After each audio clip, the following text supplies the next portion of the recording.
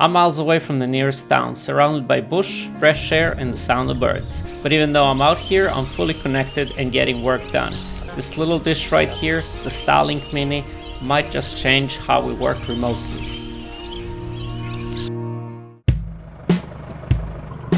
Hey everyone, Nicola here from Zone Out Australia. Today I'm testing the new Starlink Mini, a compact lightweight version of the Starlink that's designed for portability.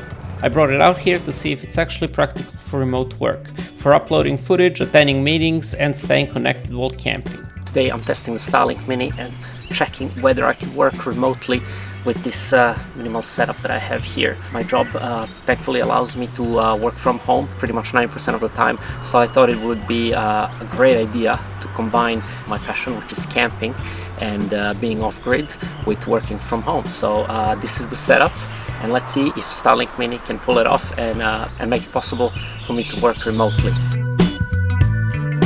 Right now there is zero reception on my phone. I have no 4G, no 5G. Well, my phone doesn't support 5G anyway, it's a 10S, but hopefully Starlink will provide us plenty of interwebs for our work today. So some of the things that I want to cover today is power usage of this Starlink Mini, so we'll test some of that. Also I'll be testing some of the speeds out here.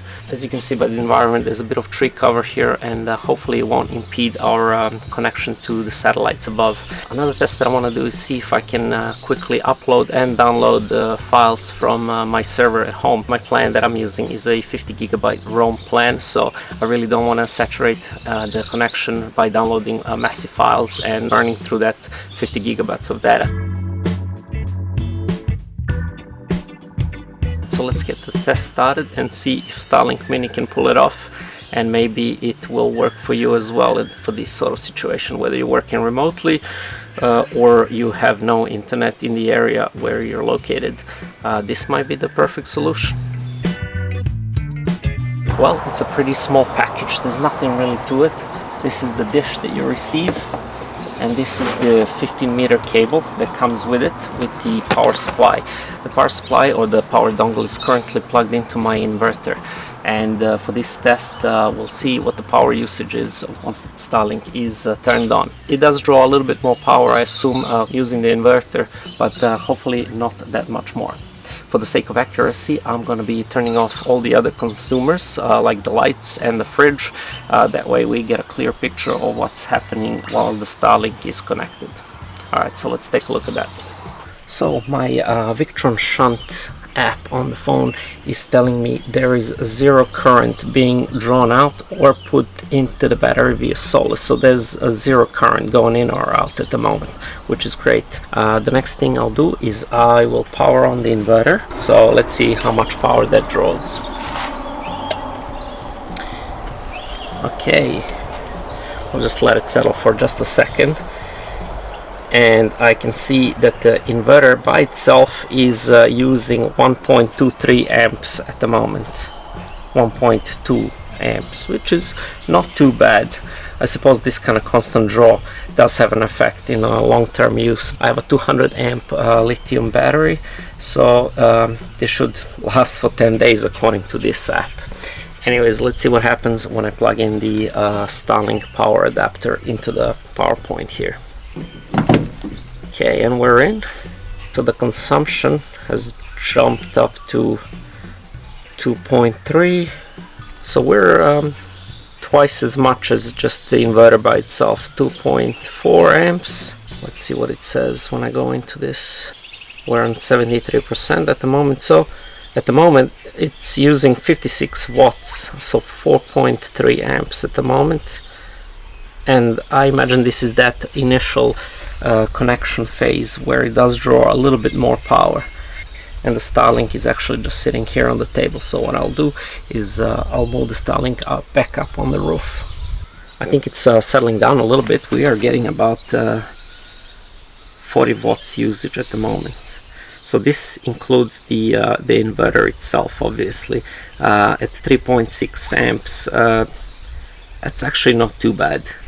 So I'm okay with this kind of usage, you know. Like, obviously I'm not going to be connected a full day. I'll do my work. I have like an 8-hour day, and then I'll turn everything off. Hopefully the sun comes out a little bit so I can get some solar power back in, Everything that I kind of use to cook in this truck is pretty much electric. So I have the induction cooktop, I have the air fryer, everything kind of uses the battery, so I'm kind of depending on the sun to provide some of that power back into the battery, but for now we're okay with this. Okay, a quick intermission here from the future Nick. I wasn't exactly okay with this power consumption. That's why I went ahead and ordered a 12 volt adapter from Amazon. Now this 12 volt adapter, well, it does exactly what the name suggests. It converts 12 volt into 30 volt, which will then provide enough power for Starlink to be powered over 12 volt, completely bypassing the inverter.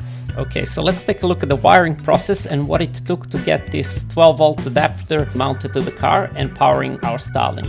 Alright, so the first thing I wanted to do here is cut off the ring terminals that came with the power converter. We're not going to be using those. Instead, I'm going to terminate an Anderson plug. That way, I can unplug it easily if needed or hand it over to someone else if I lend them the Starlink Mini. Makes the setup way more flexible. Next up, safety first. I'm adding a blade fuse holder and a fuse. You can never be too safe when it comes to electricity. I'll be soldering this inline fuse holder to the positive wire of the power converter, and once that solder joint cools down, I'll slide a bit of heat shrink over it to keep everything insulated and neat. Now, let's terminate the Anderson plug I mentioned earlier. I'm stripping the ends of the positive and negative wires from the power converter and using the soldering iron to fuse them to the Anderson lugs.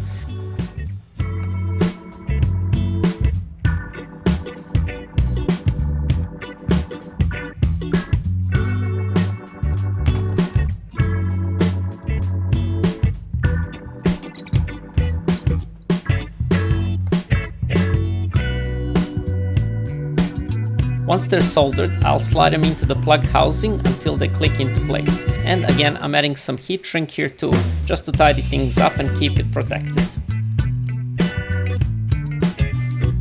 And that's it. Now I've got a clean, safe connection, Anderson plug for quick disconnects and a fuse for peace of mind. This can go straight into my 12 volt battery setup now.